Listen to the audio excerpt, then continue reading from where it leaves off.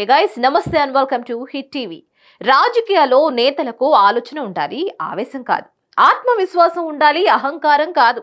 అహంకారం ఉంటే ఏమవుతుందో ఇటీవలి తెలంగాణ అసెంబ్లీ ఎన్నికల ఫలితాలే చెప్తున్నాయి. ప్రజాస్వామ్యంలో గెలిపించిన ప్రజలను విస్మరించి నేను నా కుటుంబం బాగుంటే చాలు అన్న ధోరణి, ప్రజలకు మేం తప్ప వేరే దిక్కు లేదు అన్న అహంకార ధోరణి బీఆర్ఎస్ ను అధికారం నుంచి దించేసింది. ఈ విషయం కింది స్థాయి నుంచి వచ్చిన నేతలందరికీ అర్థమైంది. కానీ బీఆర్ఎస్ వర్కింగ్ ప్రెసిడెంట్ కు కల్వకుంట్ల తారక రామారావుకు మాత్రం అర్థం కావడం లేదు. కింది స్థాయి నుంచి వచ్చిన నేతలు ఆవేశం చూపించినా అందులో ఆలోచన ఉంటుంది, అహంకారంతో మాట్లాడినా అందులో ఆత్మవిశ్వాసం కనిపిస్తుంది.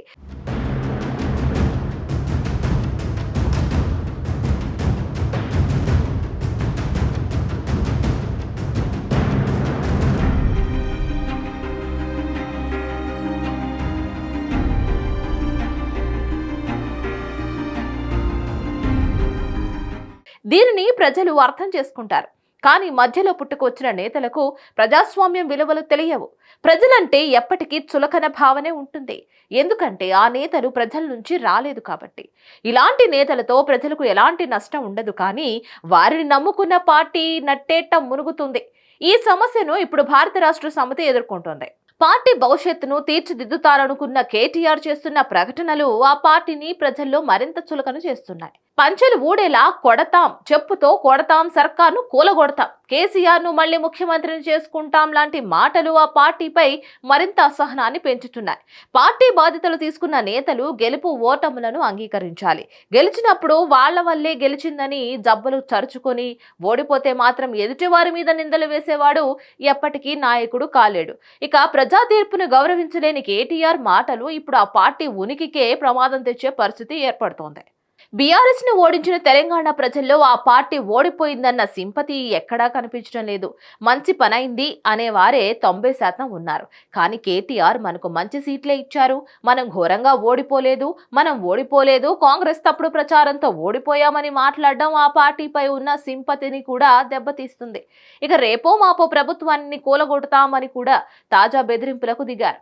ప్రజలు ఎన్నుకున్న ప్రభుత్వాన్ని కూలగొట్టవచ్చునన్న ఆలోచన కేటీఆర్ కు రావడం బీఆర్ఎస్ కు పెను ముప్పుగా మారే అవకాశం కనిపిస్తోంది.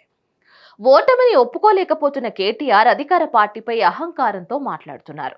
ప్రజలు కేసీఆర్ ను ఓడించలేదని, అసంతృప్తి ఎమ్మెల్యేలనే ఓడించారని చెప్పుకువస్తున్నారు. కేసీఆర్ ముఖ్యమంత్రి కాకపోవడంతో తెలంగాణ సమాజం బాధపడుతోందని కేసీఆర్ తెగ బాధపడిపోతున్నారు. కానీ వాస్తవం అందుకు విరుద్ధంగా ఉంది. కేసీఆర్ ఓడిపోయిందే మంచిదైందనే వారే చాలా మంది ఉన్నారు.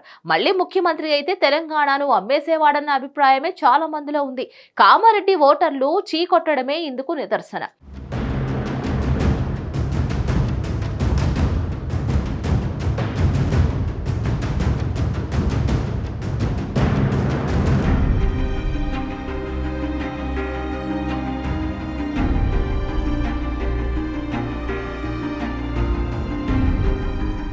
ఒక అనామకుడిని గెలిపించిన అక్కడి ఓటర్లు ముఖ్యమంత్రిని ఓడించారంటే ఆయనపై ఎంత వ్యతిరేకత ఉందో అర్థం చేసుకోవచ్చు.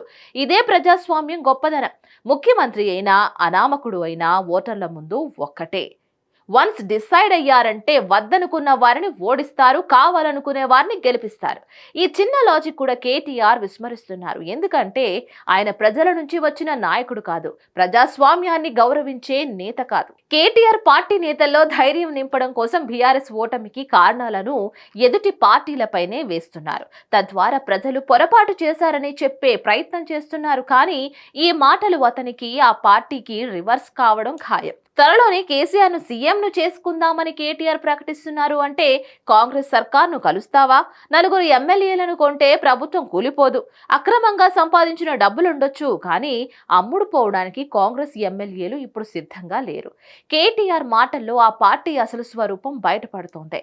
రాచరిక ధోరణి కేటీఆర్ మాటల్లో స్పష్టంగా కనిపిస్తోంది. అధికారం లేకుండా ఉండలేకపోతున్నామన్న టెన్షన్ బయటపడుతోంది. ప్రభుత్వాన్ని కూల్చాలంటే కేటీఆర్ కు వ్యవస్థలు సహకరించాలి. కానీ 10 ఏళ్లు బానిసలుగా పనిచేసిన వ్యవస్థలు ఇప్పుడే స్వేచ్ఛా వాయువులు పీల్చుకుంటున్నాయి. తిరుగుబడితే బొక్కలో వేసి మక్కీలు విరగొడతాయి. ఈ విషయం కేటీఆర్ కు అర్థం కావడం లేదు. ఇంకా నేను యువరాజును అనే భావంలోనే మాట్లాడుతున్నారు. ప్రజాస్వామ్యంలో ఉన్నామని గుర్తించడం లేదు. ఎందుకంటే కేటీఆర్ ప్రజల నుంచి వచ్చిన లీడర్ కాదు.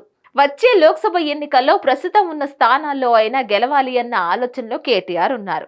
లేదంటే ఆ పార్టీ ఉనికి ప్రశ్నార్థకం అవుతుందని గ్రహించారు. అయితే ఇందుకోసం ఆవేశంలో అహంకారంతో ఇష్టానుసారంగా మాట్లాడుతున్నారు. ప్రస్తుతం కేటీఆర్ తీరును ప్రజలు గమనిస్తున్నారు. అవి ప్రజల్లోకి మరింత బలంగా వెళుతున్నాయి. ఓడించిన పొగరు తగ్గేదే లేదు అన్న భావనను ఏర్పరుస్తున్నాయి. ఇదే ధోరణితో పోతే లోక్సభ ఎన్నికల్లో 1-2 సీట్లకు మించి రావు. అప్పుడు అసలైన ఆట మొదలవుతుంది. జాతీయ పార్టీలైన కాంగ్రెస్, బీజేపీలు బీఆర్ఎస్ ను కనుమరుగు చేస్తాయి, ఉనికిలో లేకుండా చేస్తాయి. ఇది 100% నిజం. బీజేపీ కోరుకునేది కూడా అదే. బీఆర్ఎస్ కనుమరుగైతే ప్రతిపక్ష పాత్ర బీజేపీ పోషిస్తోంది. దీంతో 2 జాతీయ పార్టీల మధ్య వచ్చే ఎన్నికల్లో పోటీ ఉంటుంది. ఈ విషయాన్ని గ్రహించిన బీజేపీ బీఆర్ఎస్ పతనాన్నే కోరుకుంటుంది. మరి ఈ విషయాన్ని కేసీఆర్ అర్థం చేసుకుంటున్నట్లు కనిపించడం లేదు. కేటీఆర్ ఆవేశానికి పోకుండా ఆలోచన చేస్తే ఈ విషయం అర్థమవుతుంది. ఇక కేసీఆర్ ను పులిగా చూపే కేటీఆర్ మాటలు బీఆర్ఎస్ పై ప్రజల్లో మరింత వ్యతిరేకత పెంచుతున్నాయి. అసలు కేసీఆర్ పులి అయితే అసెంబ్లీకి ఎందుకు రావడం లేదు? సీఎం రేవంత్ ముందు తలనెత్తుకుని ఎందుకు నిలబడటం లేదు?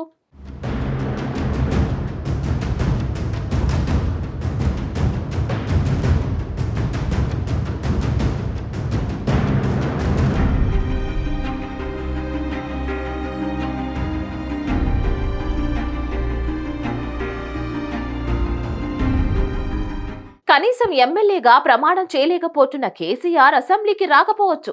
ఎందుకంటే కేసీఆర్ పై ఎక్కువ కసిగా ఉన్నది రేవంత్ రెడ్డి.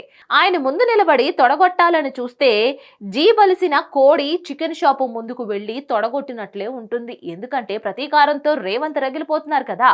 అంతలా కేసీఆర్ రేవంత్ ను గతంలో టార్చర్ చేశారు. మరి ఇప్పుడు అధికారం మారింది. ప్రస్తుతం రేవంత్ అయితే ప్రశాంతంగా కనిపిస్తున్న లోక్సభ ఎన్నికల తర్వాత పంచా విప్పడం ఖాయం.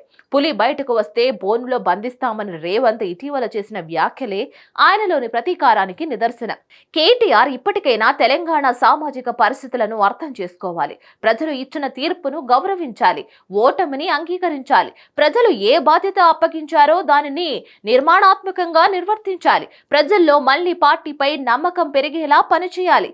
అలా కాకుండా ప్రజలు ఎన్నుకున్న ప్రభుత్వాన్ని కూలగొట్టేసి తాము అధికారం చేపట్టబోతున్నామని గాల్లో తేలిపోవడం, తాము తప్ప తెలంగాణలో అధికారం అనుభవించడానికి లేదన్నట్లుగా వ్యవహరించడం బీఆర్ఎస్ ను పతనం చేస్తుంది. కేటీఆర్ మీకు అర్థమవుతుందా? ఇప్పటికైనా ప్రజాస్వామ్యంలోని బేసిక్ ప్రిన్సిపల్స్ తెలుసుకొని పాటించండి, పని చేయండి. సో దీనిపై మీరేమనుకుంటున్నారు? కామెంట్ త్రూ మాకు తప్పకుండా తెలియజేయండి. ఈ వీడియో కనుక మీకు నచ్చినట్లయితే like, share and subscribe to hit TV.